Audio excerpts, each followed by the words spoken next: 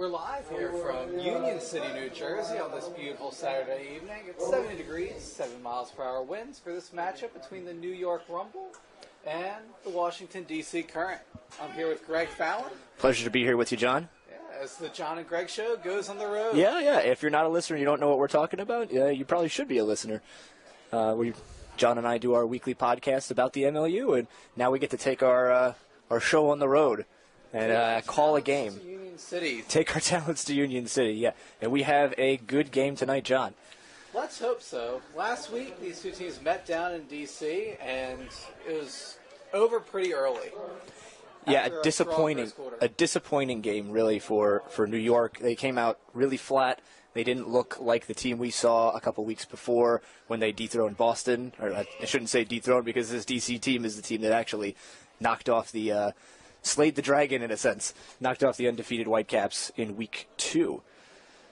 Yeah, so this will be a different-looking contest just based on who will be there for New York. A lot of big inactives for the team.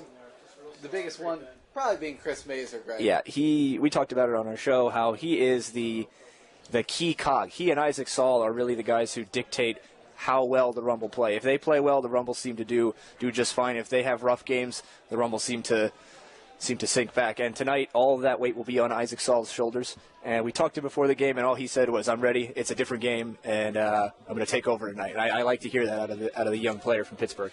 Yeah, when Isaac Saul was brought on by New York, it was that winning mentality that we were most impressed by.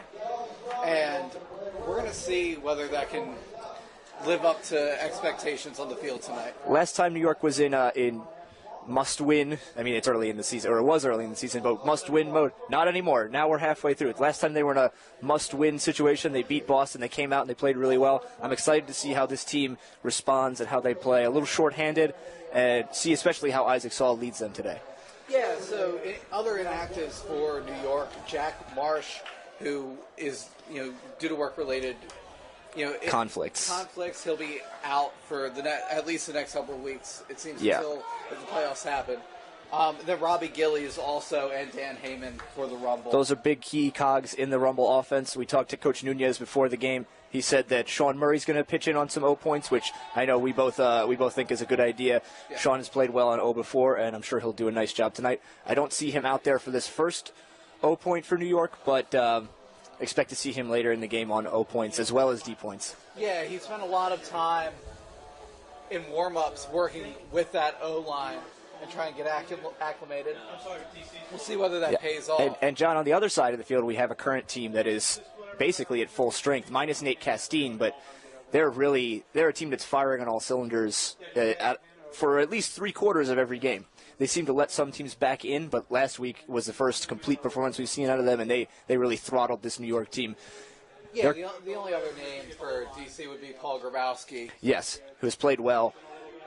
And Connor Maloney also impacts on the D-line, but D.C. has enough athletes to fill in. D.C. really has all their main offensive players, especially Alan Kolek, who is really just the motor that makes that D.C. offense go, and you'll see him tonight, and he puts on quite a show.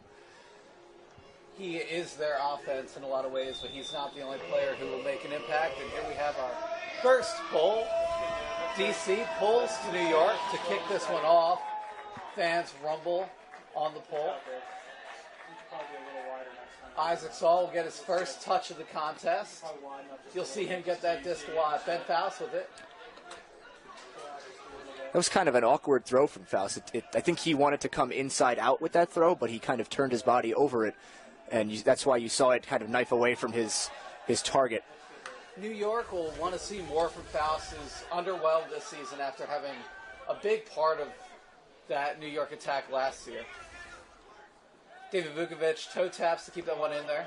That was a nice heads up play with his body for David Vukovic right there. Good field awareness as always. Vukovic going to be a key guy to watch on offense tonight with all the missing Rumble players. Saul, another touch. Get used to it, folks. Ooh. And a turnover, a bit of a throwaway. DC with it now. And DC throws it away themselves. It's getting a little sloppy right here, John. A little sloppy. Boiling Colchin probably wants that one back. New York with it again.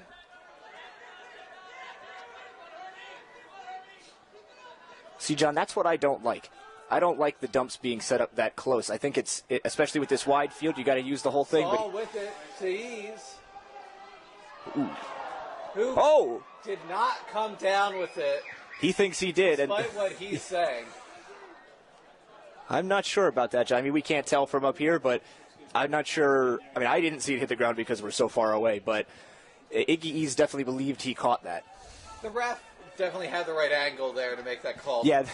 In good position. And he was very emphatic about it being down, so he probably saw it better than we did, John. Up here from the top of the Eagles' nest at Union City High School. High atop the nest. Chip Cobb with it. At DC D-line trying to get an early break here in New York. Swings across the field to Delrico Johnson. Cranston with it to Bellinger. The usual names on the D-line for the Current. Ooh, ugly collision over there. It appears David Cranston and Brent Bellinger down. Looks like they ran into each other as well as Jake Herman. Though Herman came down with the disc, I believe, or D'd it at the beginning. Yes. It would be interesting to see how the refs rule on this, if there was a foul that occurred. No foul, turnover, New York disc. This is their third chance at this point to punch this in, John. They have to score here. If they want to get off to that good start they so desperately need. And they do need it desperately, and Lucas Murphy will touch the disc. He's an important handler on O. That change was made by Coach Anthony Nunez, and it's paid dividends. Even last week in a losing route, Murphy still had a positive impact on the game. Murphy played very well 2 weeks ago against Boston. He was excellent. Yeah, that change kind of allowed New York to defeat Boston in that week 4 contest. Ooh, ugly throw from Ben Faust there. Long. That's what New York is going to want to avoid. Their throws have to be crisp today, Greg. They have to be. They have to be on all game. They can't afford mental lapses like we saw last week. They can't afford to come out flat. And so far, it has not looked good for actually either side. Talk about a lot of puns that can be made headline-wise. We do it on the show sometimes. This has been a game of turns thus far. Yeah, a game of turns. This is now also DC's third chance, or I think this is their fourth chance actually to punch in a break here. Yeah, Matt Gordon has it. There's a whistle. And a travel, I believe. Called. Full disclosure, the ref on the near side, walking the sideline, is Isaac Saul's father. Yeah, that's an interesting storyline for today. Yeah, who promises that he will call a travel on Isaac by the end of the season. Isaac swears that he's never traveled a day in his life. Well, all handlers think they don't travel, but we all do. We all know it. Ease has it. To Faust. Let's see Faust make a better throw here. That'll dump it. The right call there. That's still That's a travel. See, John, that's still that dump set that I don't like. I don't like the dump being so close, It's especially close with this and wide directly field. behind. It Yes. makes it difficult. You don't give yourself a lot of room to move in the backfield. Bickley puts it long to Bellinger. Who is in for the first score. DC kicks off the scoring after a long point with a few more turns than either coach would really want, Greg. Yeah, not the start that I think Anthony Nunez was hoping for. I think he wanted his team to come out and show a little bit more composure on offense. Murray now in for this O point. Bosco as well will move in. Well, that was a long point, John. I think you're going to have to see a lot of...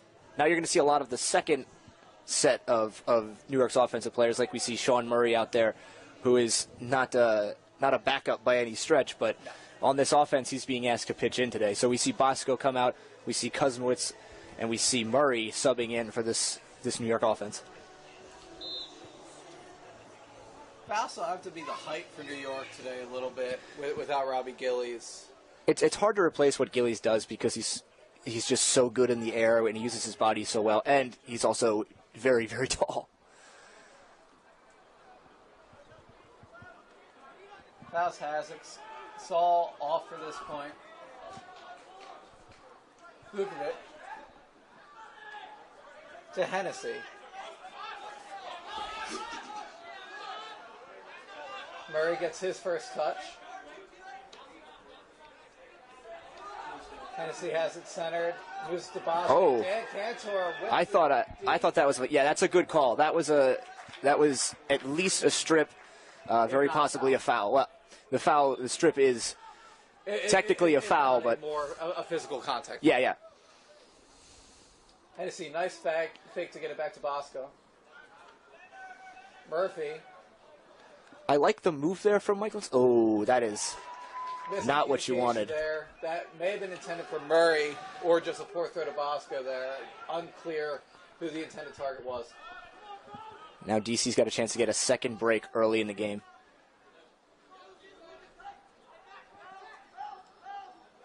Cody Johnston, one of the two young guys for the Current with his touch. That was put long. And that is a bid from Robert Dulabon. That is an awesome throw from Dulabon. I love that inside out to what is your open side, but with this big field, you can kind of use it as a bit of a break throw because you just put it up into space and it casts itself back to your target. I love that throw, and I love fitting it up that sideline. That's been one of my favorite things to see in the pro game recently. Yeah, and then Ben Fleming comes down with it. Not contested there by a New York defender. But after a throw like that from Dulabon, that can throw a defense off when a thrower can be creative like that. Yeah, it makes you guard different throwing lanes and different throwing release points and the non-traditional direction of a throw from the open side or from the break side. So 2-0 DC. Not the start New York wanted. And that's 2 breaks right off the bat, John. Joe Anderson puts it long to Hunziker. He'll grab it. Now we're seeing a lot of New York's defensive players. I think this is a full D line from New York. Interesting decision from Coach Anthony Nunez. Well, if the offense can't score, the defense seemed to move it up just fine. Yeah. Sender pushes it to Hunziker for the goal.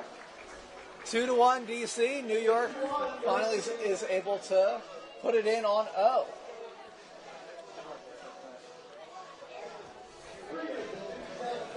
Looks like the D obviously is going to stay out to play D, but we see Jake Herman out there on this point. No, he was coming off. I don't know who I thought Jake Herman was. Jake Herman is everybody and nobody at the same time. I think I just want him to be out there so bad. I love watching Jake play. Jake has spent some time with the Spinners, now with the Rumble. Hunziker going to the near corner for this pull. Lets it rip. Let's see this DC offensive line for the first time. Yeah, I feel like the game's been going on for so long, and I almost forgot that Alan Kolek was playing and this electric DC offense. Yeah, I forgot that we had half of our storylines available. Yeah.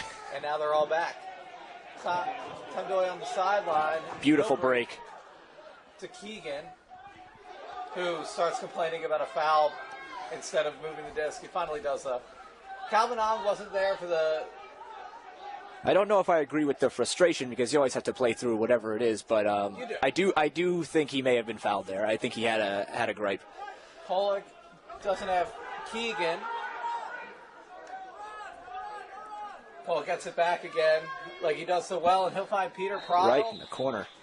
Right in the corner. With a handler like Alan Kolek, when you're a player as good as Peter Pryle and you know you have Kolek on your line with you, the whole field becomes your oyster. You can go to an open space and you can expect Kolek to find you there. It's a little bit like a receiver in zone, working through zone coverage in football. Yeah. If you have a good quarterback, that disc is going to get to you. Oh, yeah, And Kolek absolutely. is the quarterback of this DC team.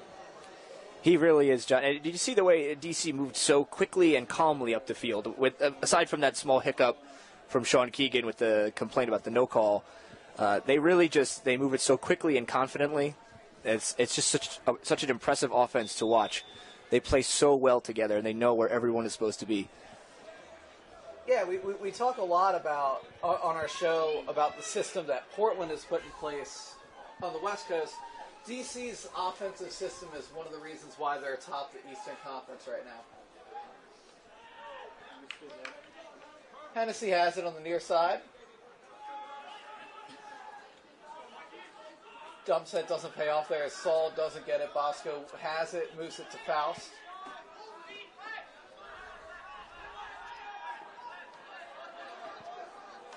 Hennessy didn't want the swing all the way around. He'll hold it in the center of the field. That swing has to get off. Whether it's the cutter's fault or the thrower's fault for not throwing it, you have to get that swing across the field. You have to move it across just like that. Saul makes a better cut, and he'll put it along to Faust, who has the positioning and pulls it in for the score. Great run by Ben Faust, but it all started with that swing, getting it to Isaac Saul. Saul making a great cut, and it pays off for the score there for New York as they close it to a deficit of 1, 3-2. If I had one piece of advice, John, for young handlers and young players out there, it is do not be shy about moving the disc laterally. Moving the disc across the field can be just as valuable as moving it up the field. You're changing the throwing angles, you're changing the way the defense has to defend, and you're keeping the disc moving, which is always good. And you find, in this situation, you find the disc in the hands of one of your better throwers, and he makes another one of those sort of inside hucks. Beautiful throw to Ben Faust. So just a few stats on Alan Kolek, who should be, by anyone who knows this league, be the Eastern Conference MVP at this point. Going into this game, he threw 240. Ooh. Good D there by Marquise Brownlee. A combination of the D and the drop from Calvin Ong. He still had a chance to catch that. Yeah, he probably Calvin Ong, if he had turned his focus up a little bit, would have been able to hold on. He doesn't. New York's effort thus far has been stronger than it was last week. Joe Smash goes hammer to Brownlee. Not what you expect Joe Smash to sell at. You expect him to be a defensive star. There he comes through on offense, Greg, to Marquise Brownlee. And that's a big goal. That's a big break for New York. And that's the guy who consistently brings them clutch plays in Joe Anderson. Joe was our pick for Eastern Defensive Player of the Year on the show this week. He was one of the guys we talked about. I think we landed. Yeah, right. We were stuck between Quinn Hunziker and Joe Anderson, and I still don't know which one we actually chose. We ultimately went with Hunziker because of his highlight reel plays, but Anderson, week in and week out, is asked to take on really difficult defensive assignments. And he comes through in an extra way there to get New York that break. But honestly, Greg, that's what New York needs if they're going to win this game. They need their big guys to play well, and Joe Smash is one of the best effort guys out there. He's always working hard, and he's always taking the toughest defensive assignment. Rumble gets loud here by the fans as Peter Pryal holds it on the far sideline to Jeff Wodach. Wodach finds Schaffner, who, without really turning, puts it long. For the score, that'll be to Lloyd Blake, who has stepped in on this O-line for Kevin Moldenhauer. That's his first goal of the game. Schaffner with a bit of a weird throw. He didn't use his hips much, but he didn't have to. No, I think he knew how close he was to the end zone and knew that was more of a touch throw than it was a power throw. And he's just such a creative thrower. I don't know if he even thought about it that way. I don't think he was thinking, I'm not going to turn, I'm not going to use my hips. I think he just found himself in a spot and hit a throw. Get it to your man in any way possible. Yeah. And so DC, now we're on the seesaw here. DC holding serve a bit. New York needs to stay with them because DC is going to score quickly, and they're going to do it a lot, and you need to be able to answer those scores and wait for your opportunity to get breaks and make up ground. Hennessy centers it to Kuzmowicz. Moves it to Jake Herman. Dominique Gibson covering Ben Faust. There's a whistle. Hennessy will, I believe, walk it up. A lot of teams in the MLU have struggled with scoring close to the end zone, so let's see what they do here. Faust with a nice cut, but he doesn't come up with that one. That throw doesn't need to be that difficult. A nice flatter throw to space, and Ben Faust can just run through that and catch it. In the throws defense, Faust had to make a few jukes to get to that point where he was cutting, but still has to be an easier throw. Bickley with it. 30 seconds left in this first quarter. This could be big, John, if DC can punch this break in. Gibson has it. Whistle.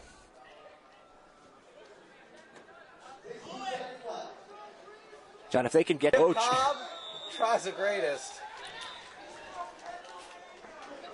John, that throw really needs to go up a little earlier.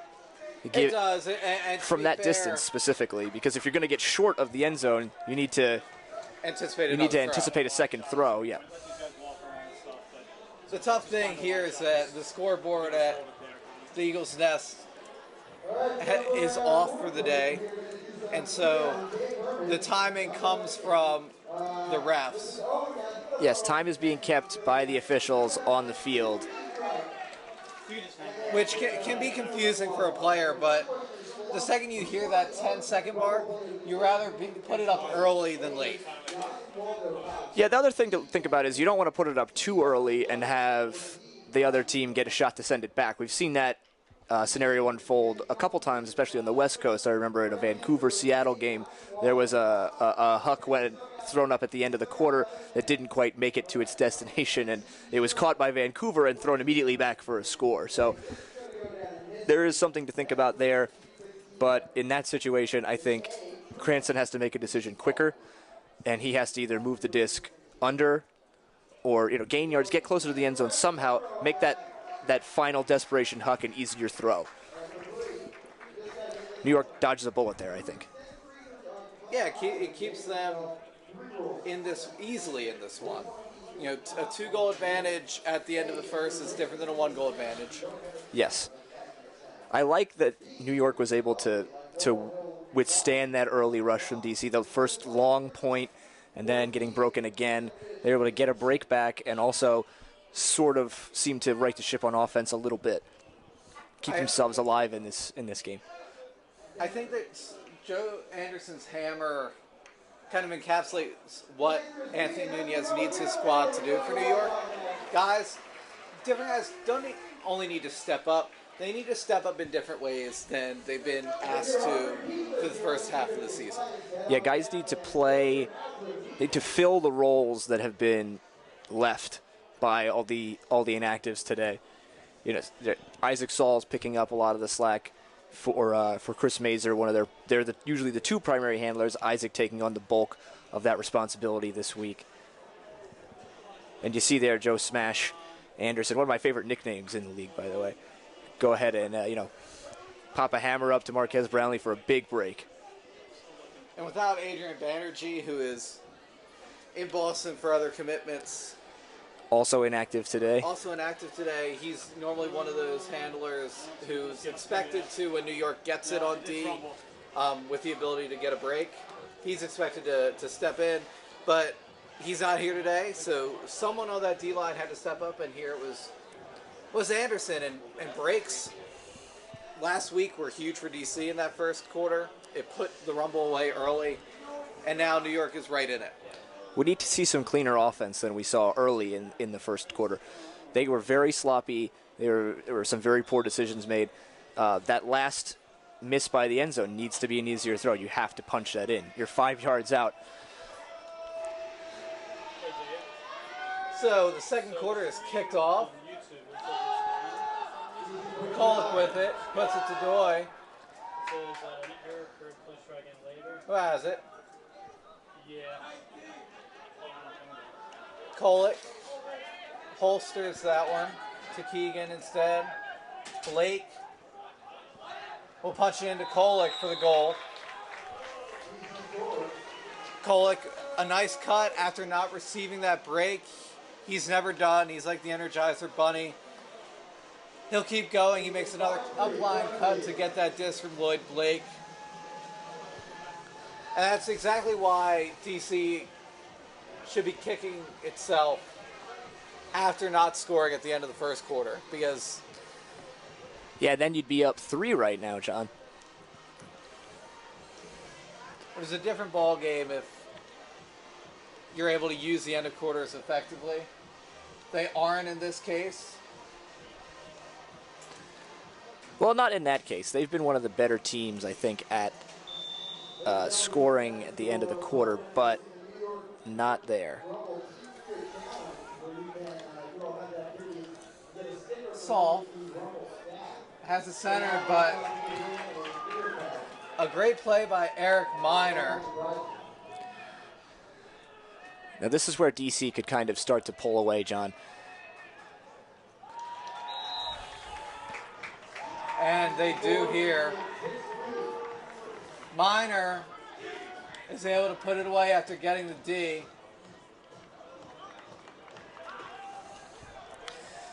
That is not what New York needed to start the second quarter. No, just a poor start to the second quarter. Not what New York needs at all. But they still have time, the Rumble do, if they're going to set this ship right.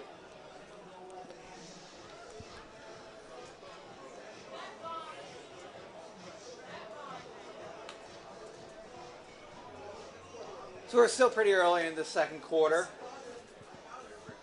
DC has jumped out. Okay.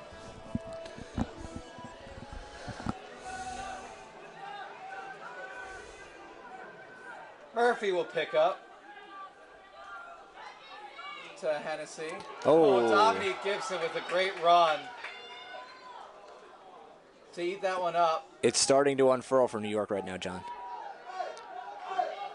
That's just how it starts with 4 throws. Bellinger will grab it off the throw from Cranston. And that's how quickly these things can happen. And just like that, it's 7-3.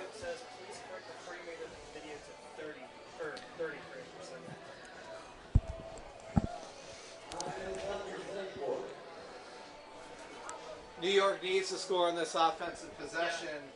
I don't know how. Like, it's never told me that. If they're going to hang around in this one. Yeah, John, 4 breaks now for the DC Current. When DC starts getting those breaks, it seems like the Current's able to just get them one after another after another. Every week, Greg goes through and does stats for each game, and he draws a diagram up of breaks. And with DC, it seems like those breaks always come in waves. You see it in the first quarter of last week's game, and now in the second quarter, DC has leapt out. Yeah, John, you can survive breaks. What you can't survive is breaks in a rush. You can't survive a bunch of breaks allowed in a row, and that's exactly what we're seeing right now. Ryan Marshall with a big D. He'll put it low. And almost. Miner could not come down with it. Almost an amazing grab from Eric Miner, but now New York gets the disc back, has another chance to punch it in. Brownlee rips it almost the entire field, but it doesn't matter. There's a whistle. It appears he got fouled because it didn't look like he meant to. It didn't look like he meant to throw it to no one, which is where that disc exactly went. You could see Joe Anderson wondering where that throw was going. He kind of looked back at Marquez Brownlee and kind of gave him a what was that, man? And well, He should be doing it again. What was that? Away. It's what happened in New York last week, and it's what's going to happen again. DC's able to put it in. Push the lead to 8-3. Milo Snyder, who's injured, on the sideline trying to calm his troops down. It would be big for this team to have Milo out there right now. Milo was initially that player on offense for Anthony Nunez who Nunez hoped would revolutionize the Rumble's offense. But he fell down with a hip injury early against Philadelphia in their second meeting in week 3. Lucas Murphy filled that void, but it's still not enough. Milo Snyder is one of the most talented handlers in the game, and not having him out there is a detriment to the Rumble. Oh, Rico wow. Johnson showing off a bit on that D. Gordon has it, and Del Rico will get the bookends. He puts them away, and he puts up the sign for the bookends that he just got.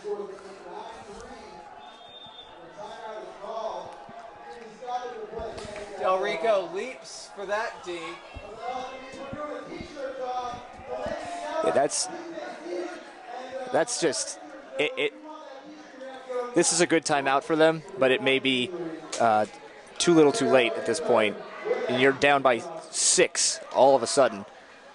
That's very difficult to come back from, John.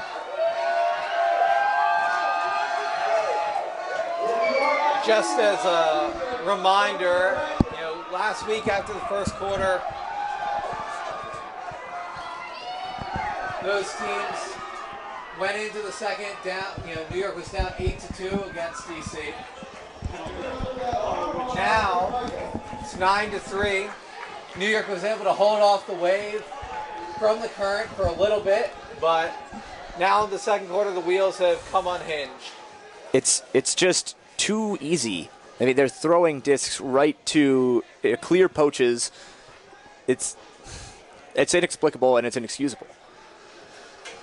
It's something that could have been expected with the roster that New York had out today with all the inactives, but you can't make excuses at this level. John, and if you're a playoff team, this just can't happen. I think you could have predicted the score here. I think you could have predicted 9-3 or something, a large DC lead with the players that are out here, but I don't think you could have predicted it to happen this way. It's just, I think in the last 3 minutes or so, we've seen more incomplete passes from New York than we've seen completed passes. For sure. I think that New York is losing the same way right now that they did last week. Yes, they look a little bit. I mean, I was at the Philadelphia-Boston game in Boston last weekend, and there was a stretch in that game where the Spinners just looked like it was about a 6-minute stretch where they didn't look like they knew what they were doing. They were turning discs over exactly like this. You can't expect to stay in games playing like that. No, and New York will have to score on this offensive possession if the Rumble hope to stay in it here and keep their playoff hopes alive. John, every throw right now up the field is being contested by a DC defender. Or drops. Kuzmich with the drop. He'll stop the roll, but it won't matter. Dulabon will go up for this one. Hennessy with the D. He gets his team excited, but he's got to stop turning the disc over. Right. What would help a little bit more is if New York could work the disc down the field. See, throws like that are not going to help you cut this lead. It's okay to have a 50-50 disc that's down the a field. deep throw. I mean, that's a pop-up flick that the wind gets under, and the way these DC defenders are moving around and attacking, it's just not the decision for that moment. At that point in the game, at that spot on the field, you can't do it. But it seems like New York is doing it time and time again, and that's the trouble for them here in this second quarter. John, I noticed on that point that DC is really poaching hard off of the open side off handler to the point where normal, easy open side throws up the field are getting layout deed, and we've seen, I think we've seen 2 of them. We almost saw a third down here. You have to recognize that that's happening, and that handler has to move to get his defender out of the lane. He has to either get the disc on a behind cut, or he has to move down the field, move back. He has to do something to make his defender play him. Just not happening for New York. A simple poach job is all it takes, really, to throw an offense that, the guys on that line may not all practice together as a unit that often because of who's absent, but you still expect adjustments to be made. Hunziker eats that one. That's the D that they needed. To Anderson. He'll put it long. Raymond with the bid. Can't come up with it.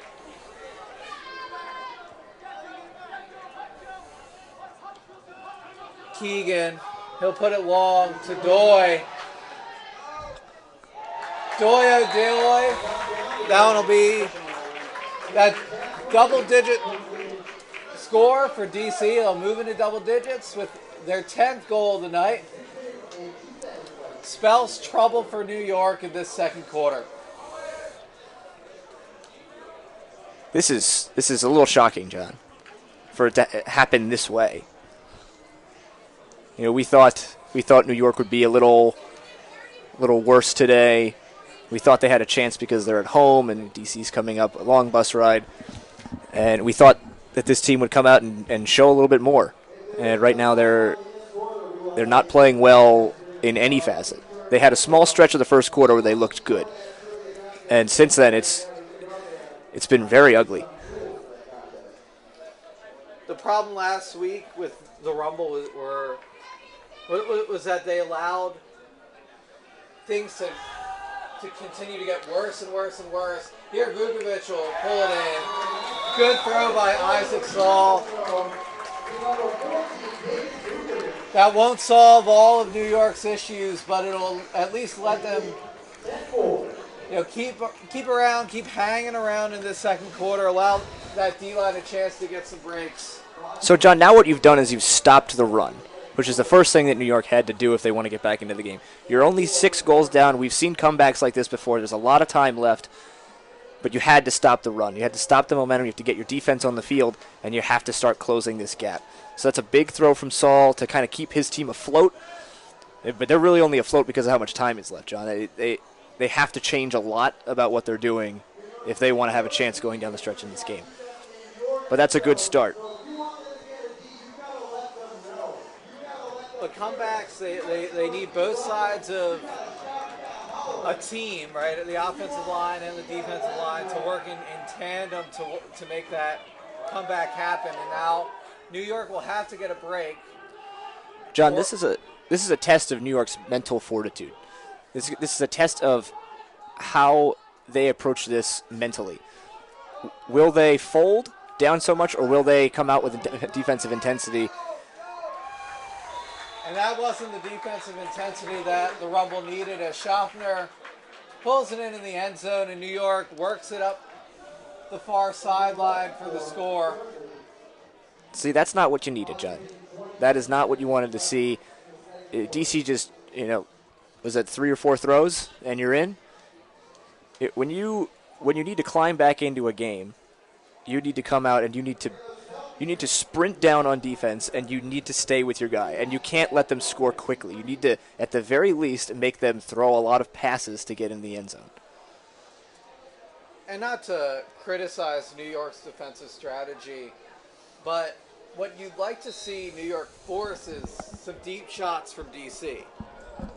Well, I don't think that poor deep shots. We're talking about 50-50 discs, not Schaffner wide open in the end zone. Exactly.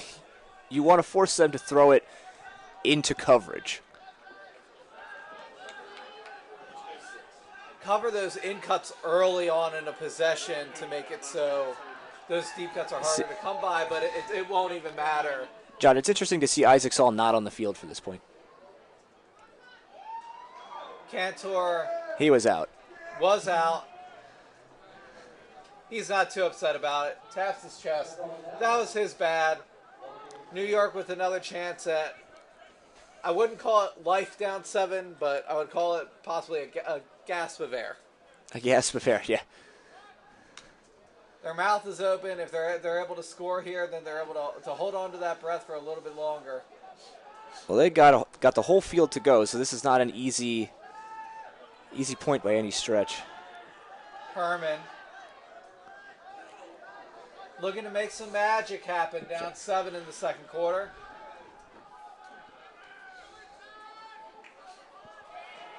They're going to push it long. It's a nice throw. Who's not in. Finds Herman. Herman with a... He goes upside down to get it to Hennessy to close the gap to 6. Midway through the second quarter. Cannot give you exactly how much time is left, but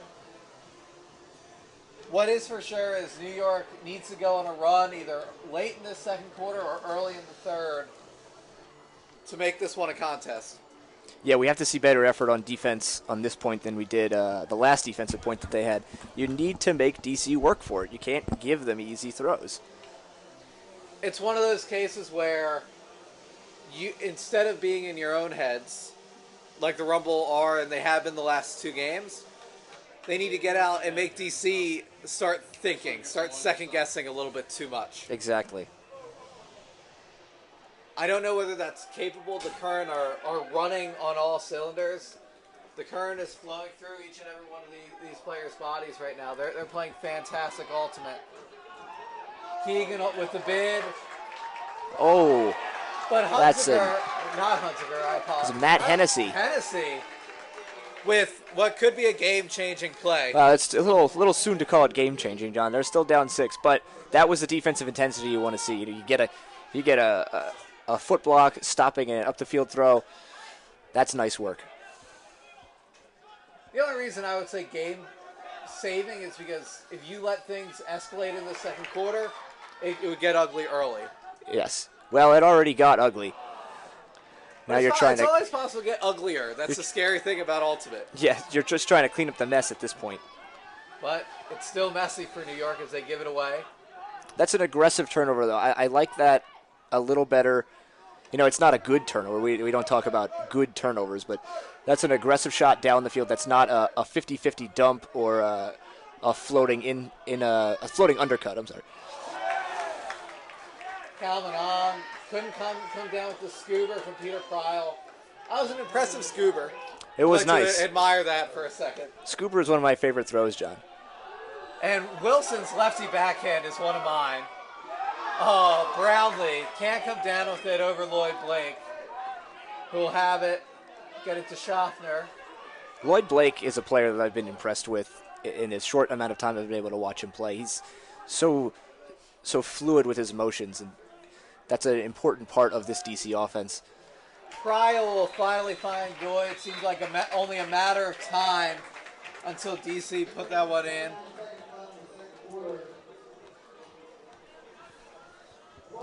Well, New York had their chances there, John. They had 2 opportunities to get the break. The first one turned over on an aggressive throw down the field. The second one also turned over on an aggressive throw down the field. So it's better. It's a better response from New York, but you know, where was this in the early in the second quarter? Where was this in the first quarter? Wilson probably wants to put that 10 yards longer. Yeah, that's the key there is he had Brownlee open and he underthrew him, which we've seen a lot of players in this league do. When Wilson is on, those hucks are fire. They're money in the bag. I could tell you this about Matt Wilson. I played with him in college, that his deep throws are some of the prettiest that I've ever had the pleasure of seeing on the field with me. Pulls that one in. Vukovic happy with that one. cheers on his team as he comes off. The offense keeping pace now, John. That's their third answer in a row to a DC score. It's just not about the offense. At this point, yeah, it's not about you want your offense to be off the field. It's the interesting thing about Ultimate is that it's the O-line that gets you into trouble. It's the D-line that bails you out. Yeah. Away. But then it's the D-line that needs to pick up the pieces. The interesting thing for me, John, is that if you really think about Ultimate, it's the defense that's really playing offense, and the offense is really playing defense because it's like tennis. You're trying to hold. When you score, you're supposed to score on offense, and you really only make up points when you score on defense. You really only close gaps or extend leads when you score on defense. Keegan with a great run past Hennessy. Keegan had a great game 2 weeks ago against Philadelphia. Schaffner, that's one that from Schaffner you expect to see from time to time. You expect to see that going the other direction, going down the field, not across. Sender. It's also quite difficult to overthrow Eddie Peters. That guy can run. That's true. Eddie Peters, one of the hidden gems on the current O-line. Not so hidden anymore, but coming into the season was hidden. Bomb. Oh, that's not good. That one's a 50-50 at best. Austin Raymond had a real chance to come down with that, John. Just a little more focus, Greg. It's what New York needs. Schaffner will put it long to Wodach. A sick throw. I don't know what I just saw, John. No. He threw that, I think, from the goal line, from his own goal line, right? And that ended up in the back of the other end zone. And Jeff Wodach seemed a little bit surprised on the run. No one around him. But that's the trust that these DC players have in Schaffner to get it to them at any place on the field. That was incredible. A great throw. Might have been, there might have been even a little contact. It didn't matter. John, when he threw that, I saw Wodach, and I was like, okay, this is going to be a nice long huck. And then I thought about where he threw it from, and I saw it keep flying, and keep flying, and keep flying. That one had hang time for days. I've seen Markham Schaffner do stuff like that so many times that it almost doesn't even impress me anymore, except that did. That one, it's hard for him to surprise me with how good of a throw he can make, and that one did surprise me. Saul will try to get it right back, though, to Faust. And he does. The goal. Again, New York's offense, not the issue right now. And if anything, Anthony Nunez should take solace in the fact that his O-line has tightened up. It has, but John, if they don't, get back in this game and win it, there may not be much time left for them to right the ship. They're falling out of this race quickly if they lose today, and if Boston is able to win tomorrow. I believe the metaphor that you used on our show earlier in the week is that the ship has a hole in it, but they've patched that same hole before. Yes. But so far, New York has not done the best job of patching the ship again. Yeah, John, at a certain point, the ship starts to sink, and you can't patch the hole when the ship's underwater. You could try, but it's kind of a pointless endeavor. But there's still much value in this one for New York. New York has to up that defensive intensity. But with Alan Kolick getting cuts like that up line and Peter Pryl going deep. That's out the back, John. It is. We can't tell from up here, but I think there might be some wind assistance going in that direction. We see the Schaffner throw sail as far as it did, and then we see Alan Kolick put one. That hit the back post behind the end zone. That was going to keep going. Yeah, just to put that throwaway in context for Kolick, he has 244 throws on the year. Coming into this contest, he only threw it away 7 times. So he does not turn the disc over. So it might be a little wind at work, but he's allowed 1 or 2. He is allowed 1 or 2. The thing that impressed me the most about Alan Kolick is if you look at his numbers and you look at his completion percentage, it's incredibly high. usually that's indicative of a good thrower who's making smart, easy throws. But when you watch Alan Collick play, he is shooting it deep all the time. He is taking risks. He is making difficult throws, and his completion percentage is still that high. So 96%. He's just a really, really impressive player, John, and he is, at this point in the season, running away with the MVP award in Eastern Conference. Well, he sure can run. Yes, he can. That's the other thing you add to his game. That you've got the throws, and then you add his athleticism and his ability to control the game with his legs.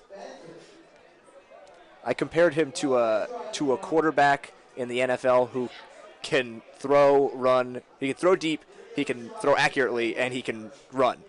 He can do all those things, and it's interesting because we haven't really seen an NFL quarterback that can do all of those things at a consistently high level.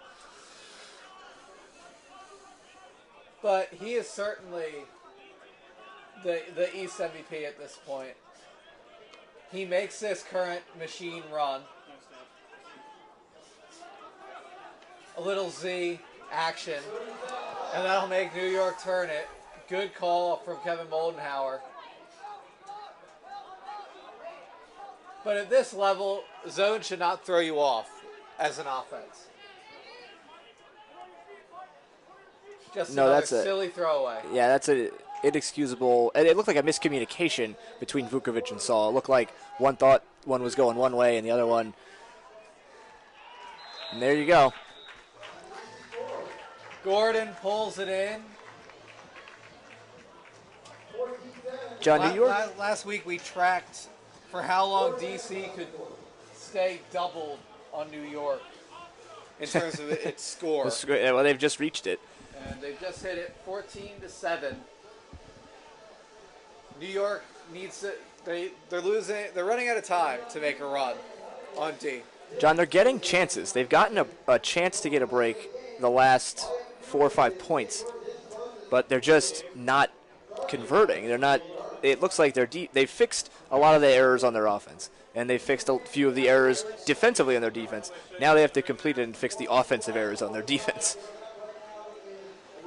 A lot of layers at this professional level, and you're absolutely right. It's the ability to convert those break opportunities. You can have them all you want, but if you can't actually turn them into points, break chances don't really matter. Yeah. Time running out here in the second quarter, I would presume, as the double team is thrown. New York not able to put it in. And that's the first half. DC holds 7 on New York through 20 minutes, up 14-7. New York will need to come out with renewed defensive intensity and the ability to put those break chances away.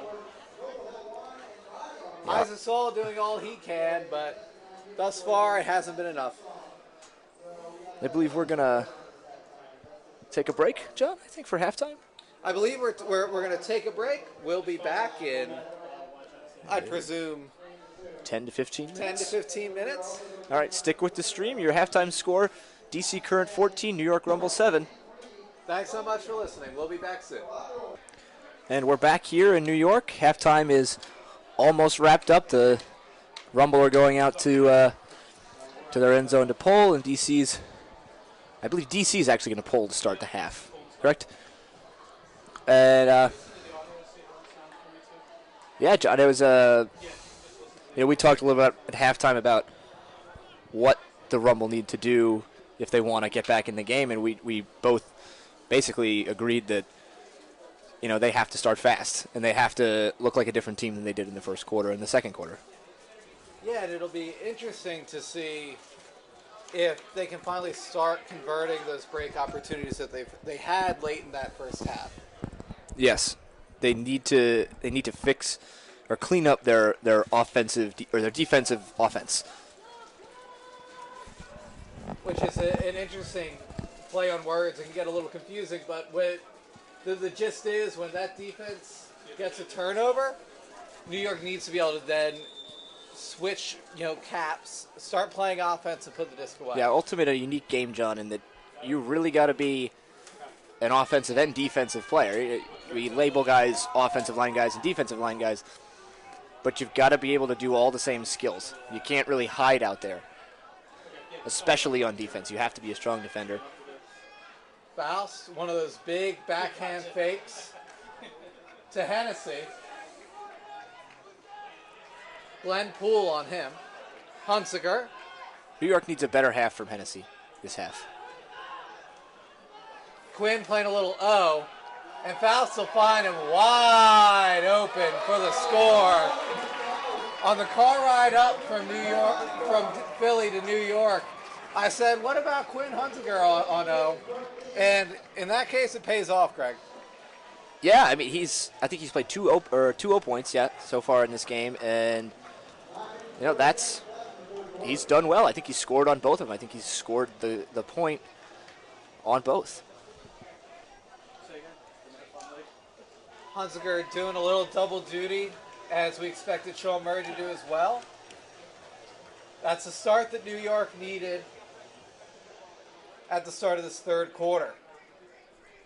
Well, they've got a lot more work to do, John. But we keep saying, that's the start of it. They have to start getting breaks, and they really don't have much time left to start their run. We have seen teams, John, in the third quarter make runs. So that seems to be the time in the game when, a leading team can kind of take their foot off the pedal a little bit and allow the trailing team back in.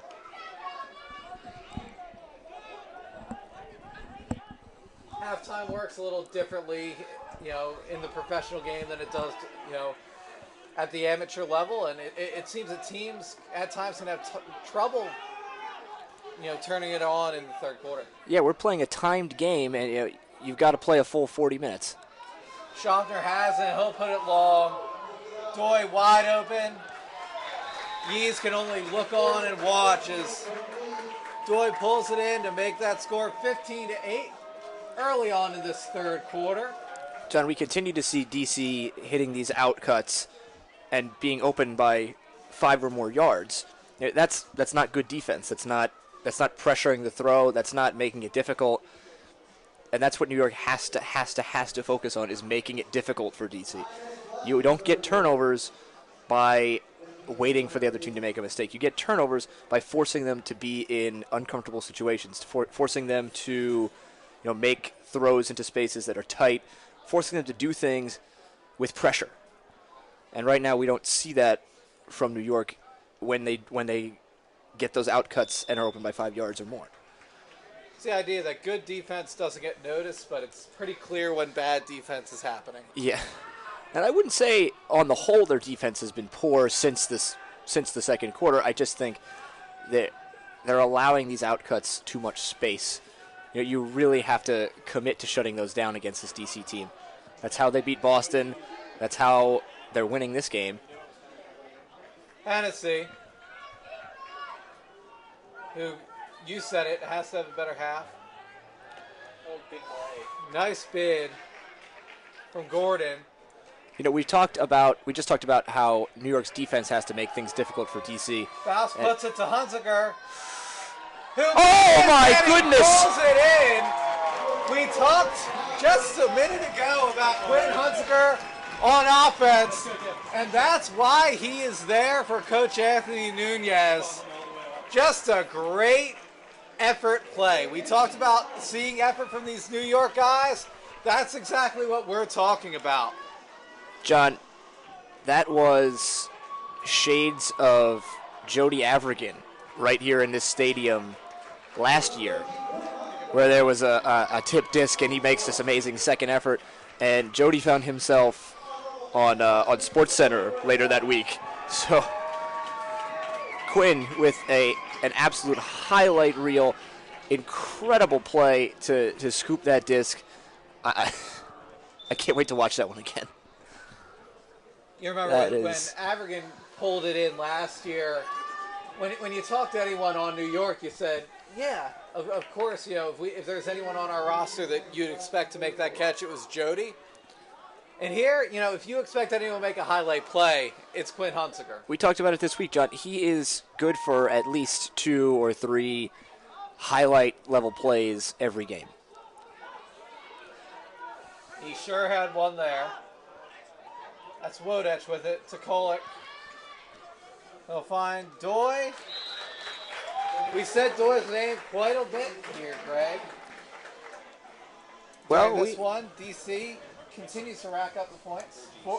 Four goals for Tom Doi on the day. Well, John, DC's spreading it around well, but Doi is really reeling in the bulk. I mean, he's having the most volume of scores today for them. He's been their main target down the field. He's getting open. And this is a guy who had an injury-plagued season last year, and we didn't get to see him as much as I would have liked to or anybody would have liked to. And now he's healthy, and he's playing very, very well today. It's a pick your poison with DC's O-line. And today, Tom Doyle's the one reaping the benefits.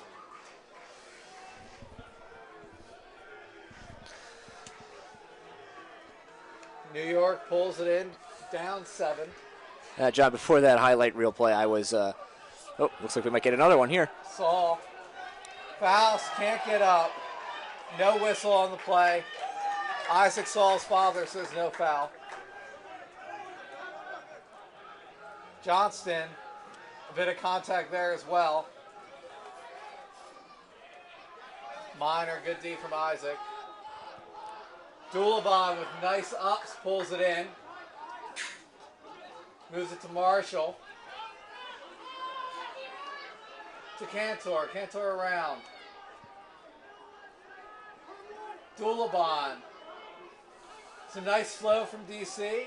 Dulabon cuts cross field. New York moving them back. But that's the cut you need. Oh, Brian Marshall is able to stay focused and pull it in. That throw from Cody Johnston. He does his best Quinn Hunziker impression in the corner, but he didn't have the defender in the way. Right, that play was all him versus himself. Yes. But still, an impressive play to not allow New York another break and extend that scoring a little bit more. Well, New York hasn't had a break in quite a long time. Breaks are what they're searching for, and I think they've only had that one in the first quarter, John. I think that was the only break for New York this game. which is stunning when you think about how many break opportunities they've had. We don't have an exact number on hand, but It's a lot. they haven't been few and far between. They went a long stretch without one, and then their defense started to play a little better. They were getting those turnovers. Let's see if Anderson can do something on O. Again, Oof. Raymond with the bid. He wants a foul. He's not going to get it. No home field love, no home field ref love for New York. He's got to watch himself. He doesn't want to get banded right now. We tend to see that a lot. Guys get hot off calls, and you can't give it to the referee. You can't point and stomp and scream in their faces. I apologize. I believe that was Sender, not Raymond. Was that Sender? I believe so. Gibson has it. Working around to Fickley. It's hard to find Sender now with his haircut from a couple weeks ago. Very true. Dan Glatt. Nicely Will done. push it in. And good play from Glatt, who Coach Anthony Nunez has talked up quite a bit. Yes, he has. And he's in it on that play, able to punch it in. 17-10 here in the third quarter. We talked to Jake Herman before the season at the New York Combine about actually the acquisition of Jack Marsh, and he said that Jack Marsh is the second best player in the world. We go, who's the first? He says Dan Glatt, and this is our first real good look at Glatt. Glatt, who, again, based on how many people were missing for New York today, has to step into a bigger role. And he's able to make a big play there. I want to see what the hype is about, John. I want to see him with the disc in his hand, and I want to see him be a primary option in this. I want to see if that's the type of player he is. Kolek is the only option at times for DC. In the best way possible. He's got a lot of options to throw to. One of those options, Keegan with it at midfield to Prile, one of the huge acquisitions in the offseason. Blake will put it along to Wodach, who seems to be running deep for days. Brings that one in. Yet again, that outcut troubling for New York. Now that one they were closer on, and that had to be a better throw. But when you let them have so many easy ones, the hard ones aren't so hard. They're gonna complete a good number of those. That's why we call them 50-50 discs. Well, that one not exactly a 50-50 disc, but that's a tougher throw. And they're going to complete some of it, but you have to force a volume of them. So the percentages will be there. So the more times they throw it, the more times you'll get turns off of it.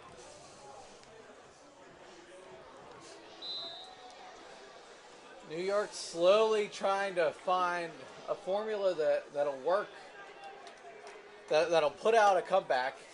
Hasn't happened yet. DC seems to be in New York's head after last week's performance, but there's still time, though it is winding down. Hunziker has it.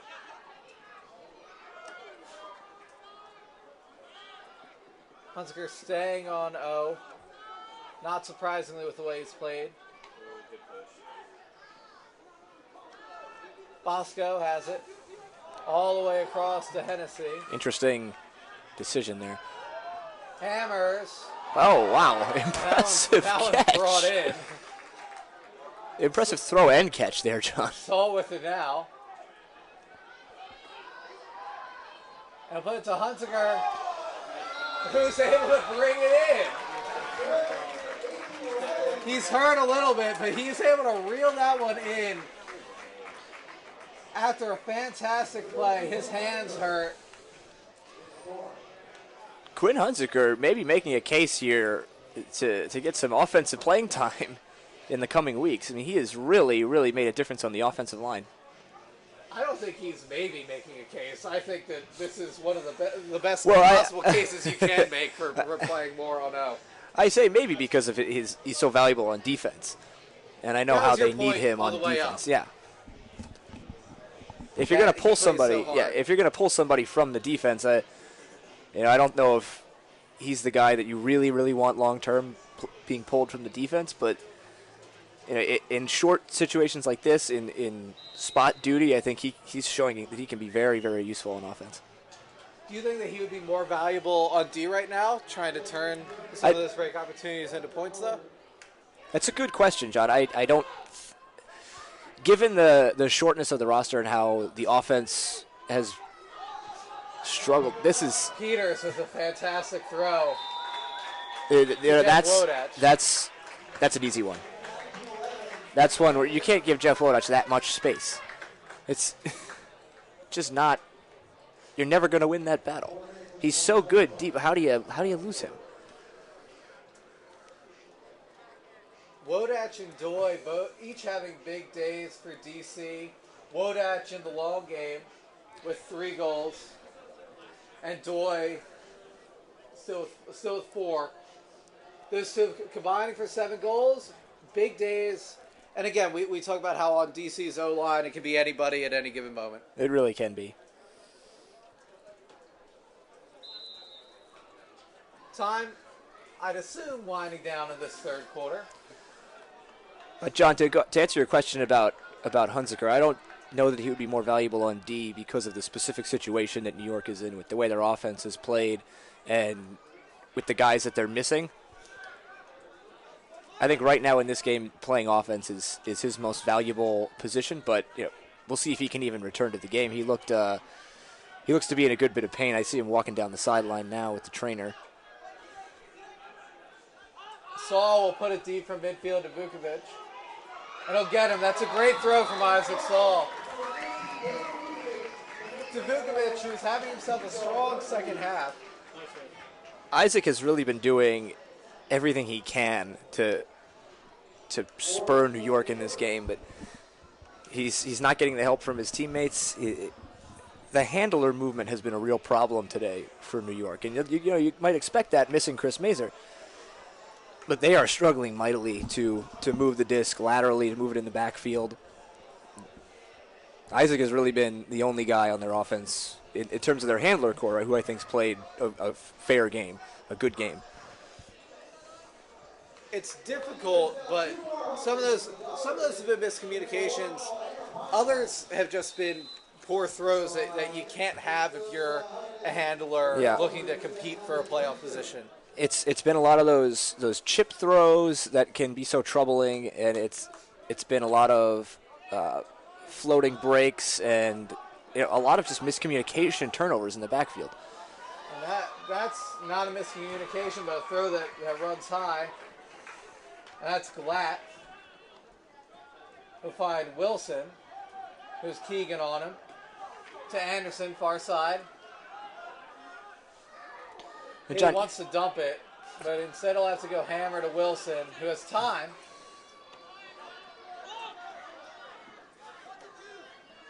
Hennessy. Just a poor throw. You could see it from a mile away. John, I was going to talk about earlier how New York's offense needs to make its offense easier. They need to play with less pressure. We talked about their defense putting more pressure on New York, on DC. Their offense needs to play without pressure. They need to make throws that are not so tight, that are not so challenging. Frisbee can be a game that is difficult if you make it difficult. It really start is. Pressing. A teammate of mine once said, defense is where you play scrappy. Defense is where you play, your heart shows. And offense is easy. Offense is flow. Offense is having fun. Offense is doing things that are easy. And that's kind of showing itself here. I mean, DC is scrapping and getting in lanes and laying out all over the place. And New York's offense is just playing with very little flow. They're not making it easy for themselves. Bit of a discrepancy on whether that was a goal or not. It stood. DC hits 20 for the second straight week against New York. Yeah, offense, John, is all about composure. Offense is all about just doing, I guess focus in a sense, but doing the things that you know how to do. It's about doing things that are comfortable, and it's about moving the disc quickly and easily. And that's been New York's struggle all year, is their offense hasn't been what we expected it to be. Herman with the fake. He'll move to Hennessy.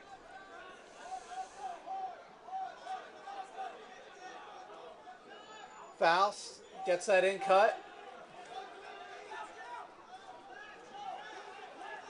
Vukovic around to Hennessy. He completes the swing to Faust. Good focus from Hennessy. He'll throw a hammer across field. That's his second really nice hammer this half, John. Yeah, fantastic hammer to Jake Herman. Standing in the end zone all alone. New York again, still able to hold serve against DC. Yeah, they keep holding serve, but they're not making up any ground. They haven't had a break in a very long time, and they're really just running out of time. It'd be very difficult for them to come back now, John. Down 7 this late in the third. Hunziker has some type of wrapping on his hand. Looks like they've splinted his pinky and his ring finger. He just was trying to throw with it. Maybe a dislocation or a sprain of some sort.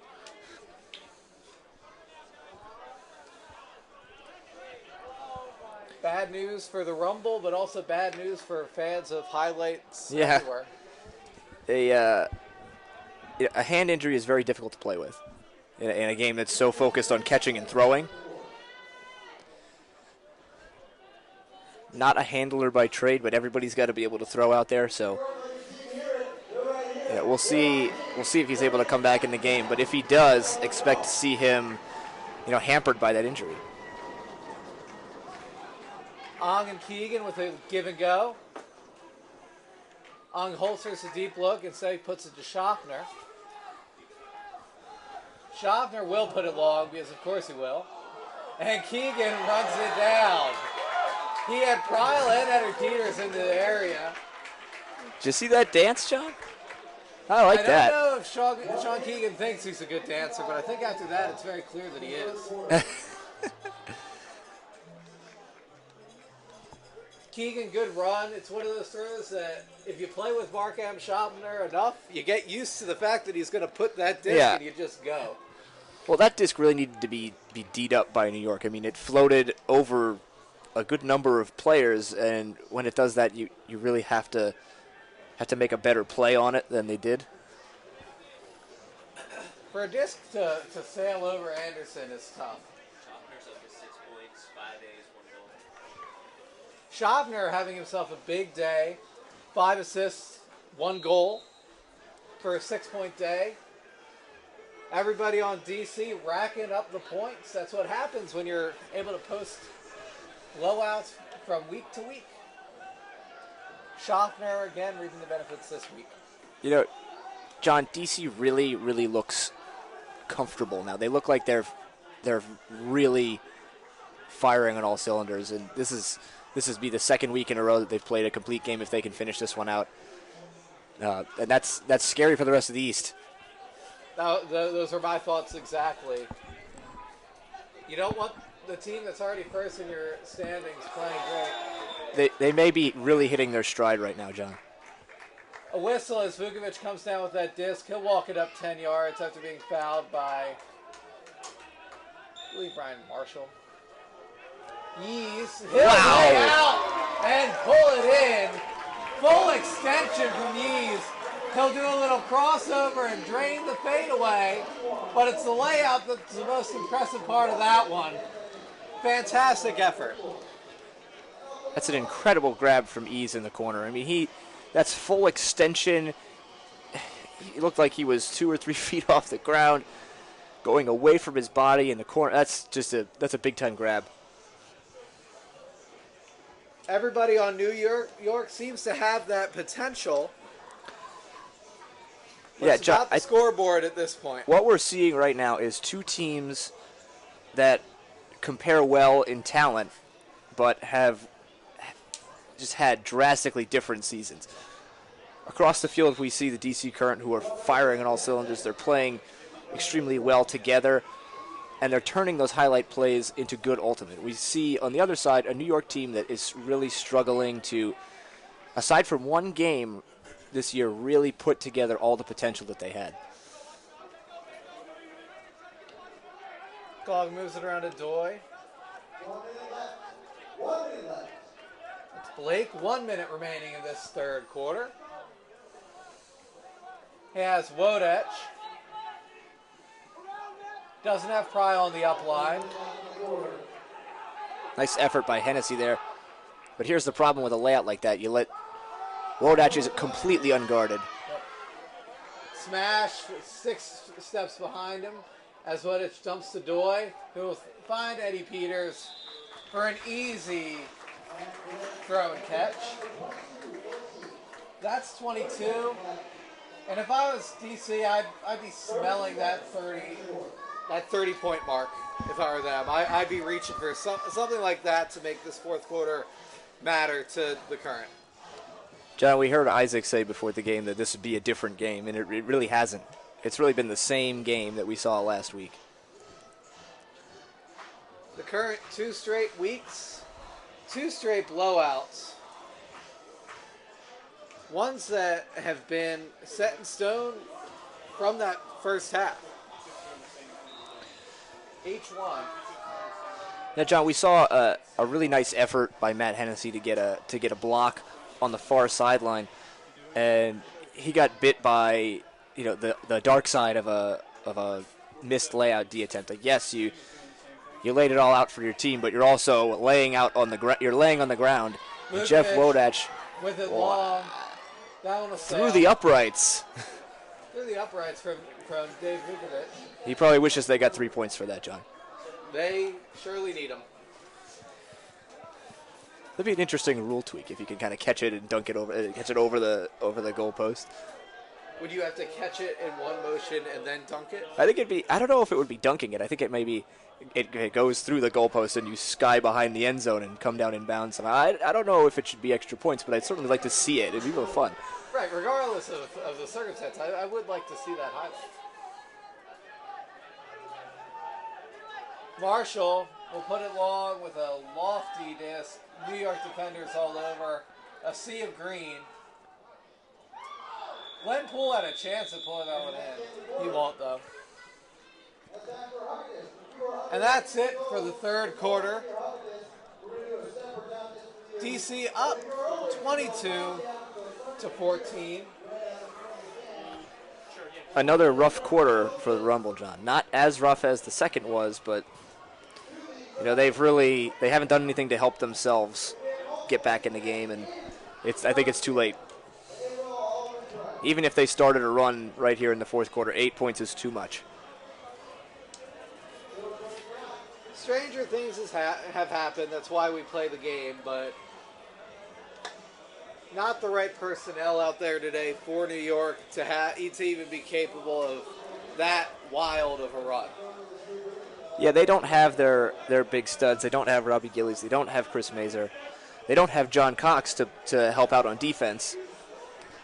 It's just not their day, and so far just not their season. They remind me a bit of Portland last year.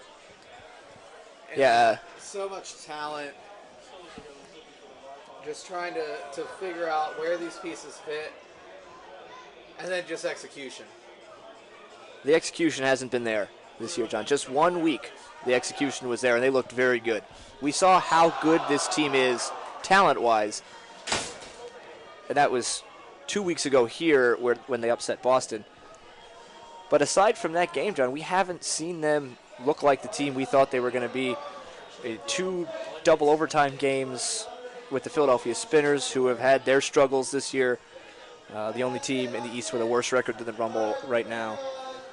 Those are the games that you gotta do this. Those are the games where you have to throttle the other team, and they didn't show that they could do that.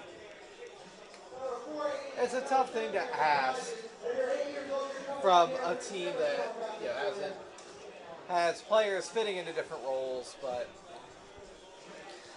you say that they're still behind Philadelphia, but at this point... Oh, they're still ahead of Philadelphia. Of course, so still ahead of Philadelphia, but at this point, third or fourth in the East doesn't really matter. You're out of the playoffs. Boston continues to fall apart. Well, I think fall apart's a strong word for it, John, but they certainly have had their struggles on the road, have yet to win a road game this year after winning all of them last year. New York has to become the biggest Philadelphia Spinners fans alive right now, because they're going to drop to 2-4, and Boston's sitting right now at 3-2. They really need the Spinners to win that game. They really need Boston to drop again to stay within striking distance if they want to try to turn this season around. In other MLU action, the San Francisco Dogfish show a little life, defeating the Vancouver Nighthawks in overtime 13-12. Wow. Low-scoring affair in Boxer Stadium. From a Vancouver team that can be electric on offense. Eddie Peters gets it on that break side. Brownlee. Oh, Alan Kolek almost pulling out our third wow moment of the game. Almost. If anyone has it in him, it'd be Alan Kolek. Instead, Joe Smash Anderson puts it long to Brownlee, who has company. Excellent so that grab. show why he made the roster. Incredible ups. Now where's the cut? Where's the finishing cut there? Joe Sender just got a 20-yard swing pass across the field, and nobody's moving to that side for him. Oh, that's a beautiful throw, though. Very nicely done. Very nicely done by Mike Sender. I think I called him Joe a second ago. I don't know why I did that. I heard Mike because I think that you'll always be right, Greg. So I appreciate that, John. I didn't hear Joe, but it's Mike Sender with a nice throw to Hennessy to put it in. 22-15. Time winding down here. New York needs a lot of that, and then some magic, a little bit of luck. If they have some hope in this one, but time is the worst enemy. That's for sure right now, John. Time and the DC Current appear to be the worst enemies of the New York Rumble right now. And I can see Quinn Hunziker has shut it down for the day. He's taken his cleats off. He is not returning to the game. And at this point, there's really no point in risking further injury for him. No. He has joined the walking wounded of the Rumble down there with Milo Snyder and Jonathan Cox. 3 big players. It's tough. With the loss today, New York would fall to 2-5. Trying to imagine a world in which Boston, unless my website, it looks like unless my website's lying to me. You may be right. 6. Yeah, I think so. I think they've updated the standings already. I'm trying to imagine a world in which Boston falls below the Rumble. Well, I think right now we're seeing the stratification of the East and possibly the West. You have clear front runners here in Boston and DC. You have clear bottom feeding teams in On puts it long to Wodach. He's been doing that all day long. They have no answer for it, John. And he should have gotten it again. He won't. Peter Pryl will pull it in from Cranston. Jeff Wodach wanted another goal. He made a great hammer cut. Didn't get it. Peter Pryl does. Nice score by him. So, John, we have DC and Boston jumping out at the top of the conference. And we have the 2 clear bottom teams now in New York and Philadelphia.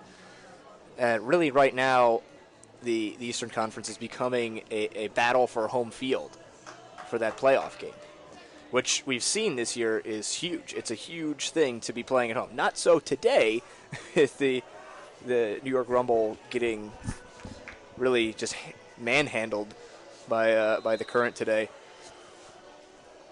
But we've seen in the rest of the game, like we saw today in San Francisco, a San Francisco team that was 1-5, getting a win against Vancouver at home.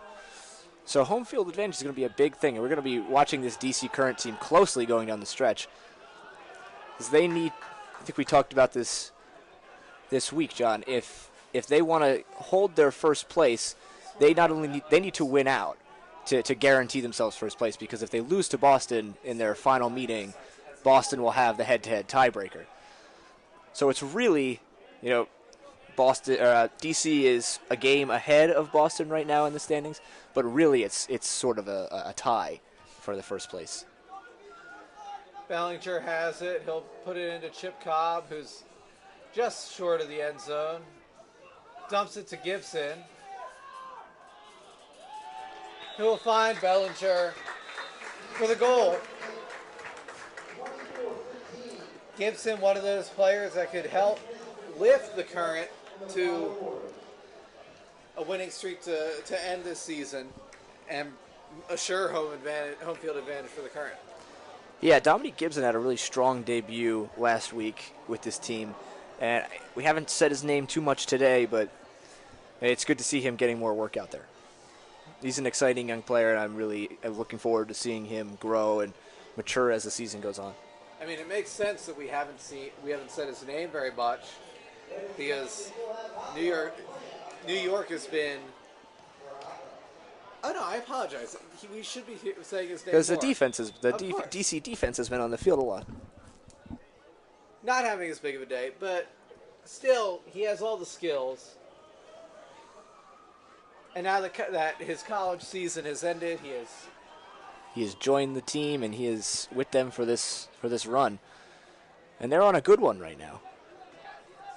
they're on one of the strongest runs. I think it's fair to say in MLU history through a season and a half. Nice grab there by Austin Raymond. Raymond with a great grab. John, the thing for DC that stands out to me is not just that they're playing well, not just that they're winning, but they believe not only that they can beat Boston, I think they believe that they're better than Boston. You can see it in the way that they're playing. They are a team that really is just not – they were not shy in the offseason about their desire to beat Boston. They really wanted to be the first team to beat Boston, and they were. And it's looking like now they're going to get a chance to battle them in the playoffs potentially if everything holds the way we see it right now. And they've got a chance to have this really interesting battle down the end stretch of the season for that home field advantage in the playoffs. Can't believe it's week 6 and we're already talking about the playoffs, John. It is, and we are. DC, 2 straight routes, playing great ultimate. Everyone else in the league should take notice and be afraid. Now, John, did you see what DC did on the other side of the field when I think it was Mike Sender went up the line? Break it down. I'll break it down for you. I've seen this a bit this year in the MLU, and I like it a lot. I haven't seen it as much in my playing career as I have at the professional level, and I think it has a lot to do with film study and being able to break down your opponent and plan for your opponent.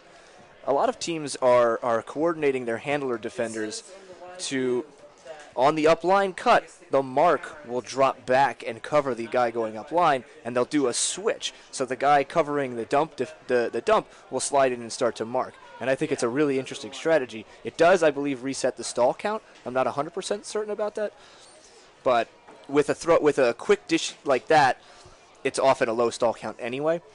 But it's a nice, interesting way to cut off that upline cut that can be so deadly. And we saw DC do it, or we saw Boston do it to Alan Kolek earlier this season, and Boston went on to lose that game. But it's an interesting way of trying to take an aggressive handler out of a game a little bit.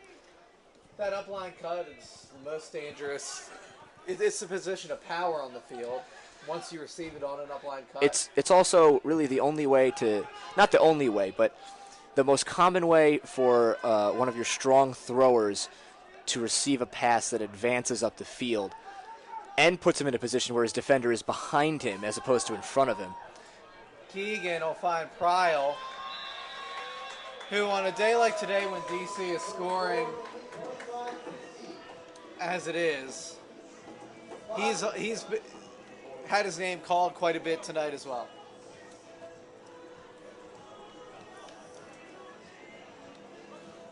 Pryle, one of the best players in the league last year. That's for sure. John, did he lead the conference in points or just goals? I think he just led in goals. I think Josh Marquette was the points leader. I think Marquette ended as the points leader. Peter Pryle scored the most goals. And he won't at the rate he's going. I don't know if he will compete for that this year. Currently, the leading goal guys for both in the East are Jeff Graham at 15 and Danny Clark at 13. Faust, double teamed. He finds Saul. He'll push it to Murphy. Gets that up line to Saul. Oh my. An odd sequence of events there that'll leave Bobby Gordon down. He looks like he's in a lot of pain, John. He took some type of contact to his head.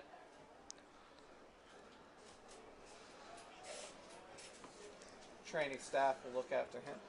Looked to me like he was grabbing his chest area, maybe a rib.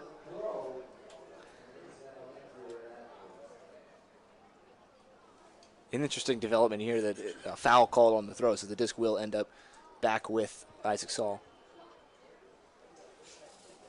I believe that's Matt Gordon, by the way, Bobby's brother. You are right. That's Matt Gordon. He'll walk off. Very easy to get confused with the twins. That's very, Very much so. they look, and look who's coming in for him. Bobby Gordon. Bobby?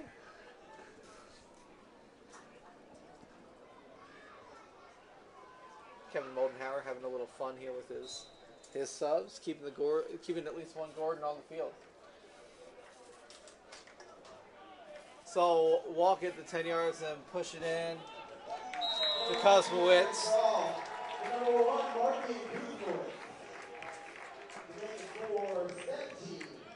New York not allowing this one to get as out of hand as the contest last week. But DC still steadily in control.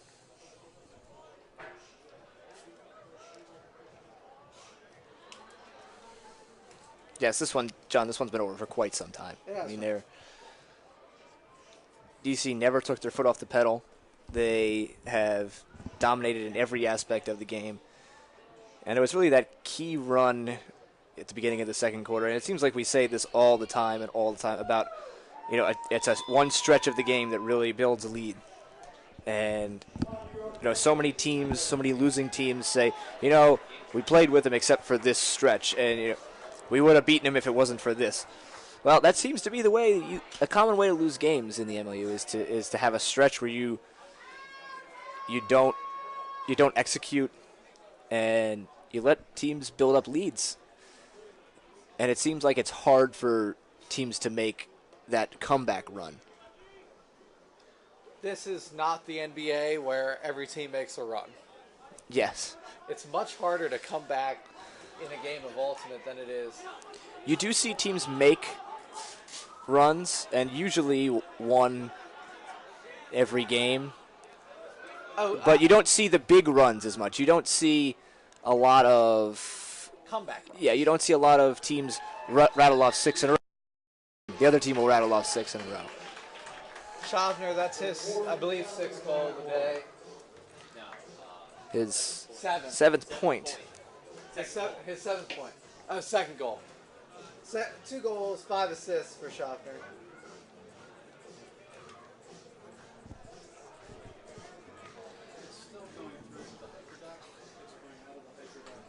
It's been a long day for New York in front of its home fans.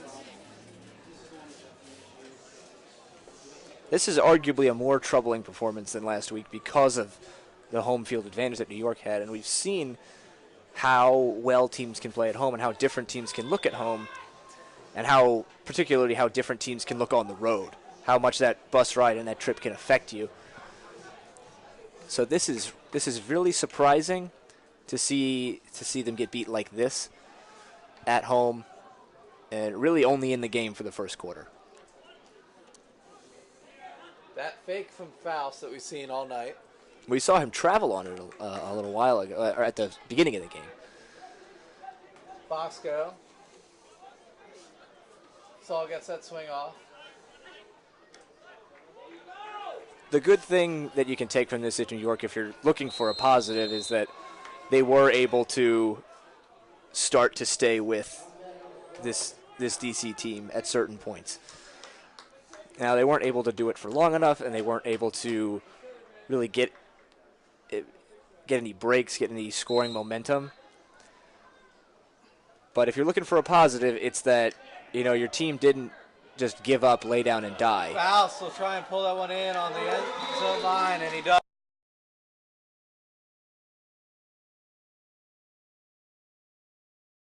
Silver lining is Faust. We've called his name quite a bit without. We have. Some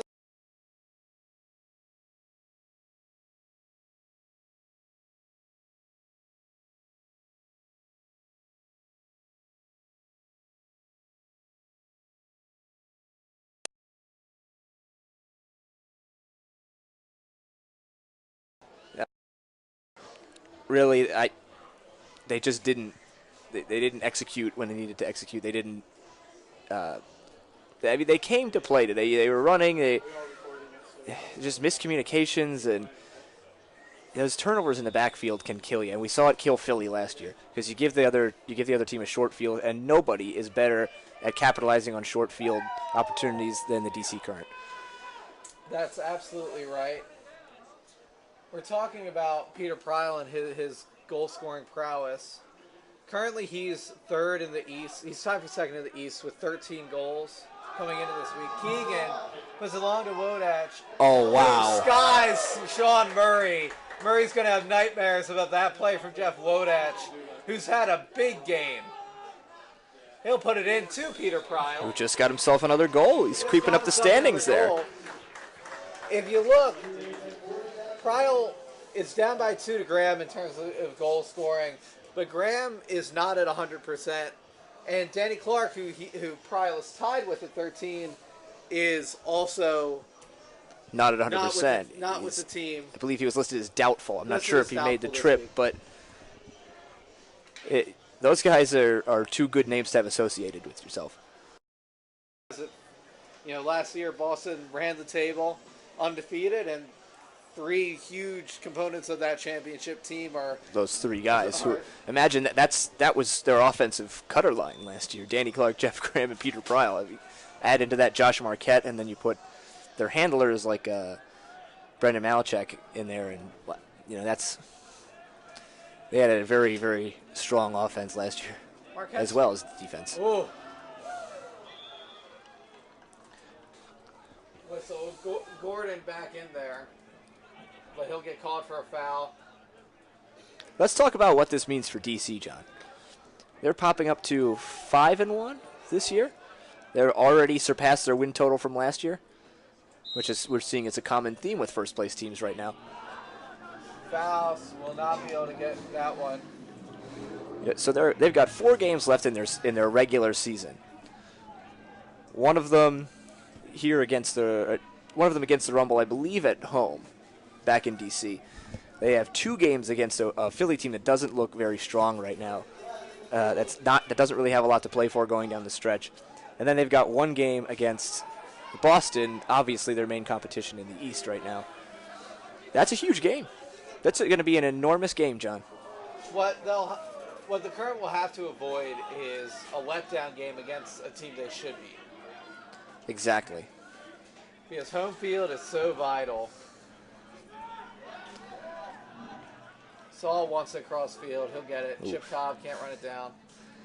DC is contesting every throw. They've been making every throw difficult for New York, and that's why we've seen so many turns. That helps that hurts the opposing offense in terms of composure, consistency, and just their comfort level on the field. And that's how you see so many miscommunications, because guys start to press a little bit.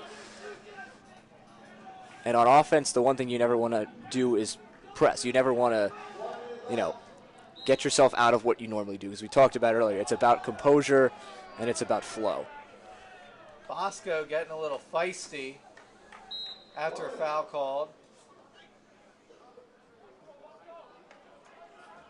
Krantz with a kick block attempt on Bosco. Less than a minute remaining here at the Eagles' Nest.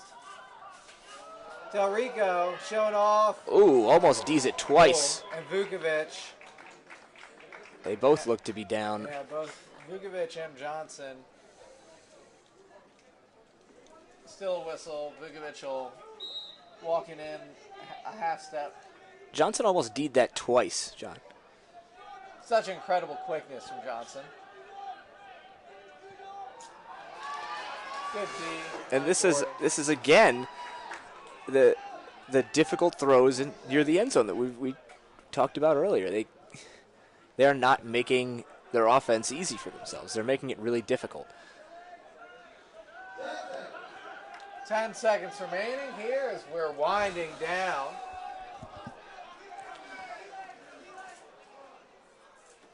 Well, Johnson's just going to, they're just going to hold it and run out the clock. And that's the game, 27-18. The Current take home this one on the Rumble's home turf. Some fantastic performances from DC's offensive line. Tom Doy, Jeff Wodach, and Mark M. Schaffner all with big games. Hey, DC showed us who the cream of the crop is in the East this year, and it's tough for New York, a team that had such high aspirations. Some people, including myself, said they had a chance to go to the championship and maybe win the championship this year, and really just not the season that they had hoped for. They're not mathematically eliminated, John, but it would take a real miracle for them to kind of get back in it. The miracle would start with Boston losing tomorrow, so we'll see how that goes. I think the Rumble have to be Spinners fans right now, which would ironically knock them down into a tie for last place. So, they need Boston to come back down to earth. They need Boston to lose games, and they need the window to be opened because it's very, very close to shut. The ship is close to sunk at this point. We'll see if that can happen tomorrow as our live stream will take place in Philadelphia as Boston looks to take on the Spinners. Thank everyone for watching this special John and Greg edition of MLU Live here on a Saturday night just outside of New York. You can follow the show at John and Greg MLU on Twitter, and you can hit us up on Facebook and check out the show this week, and check out all the MLU action and all the MLU games the rest of this weekend and going forward. John, this is a lot of fun. Yeah, for everyone here, our film crew, tight, committed, amazing as always. And for everyone in the MLU, I'm John Phillips. I'm Greg Fallon. Thanks for watching.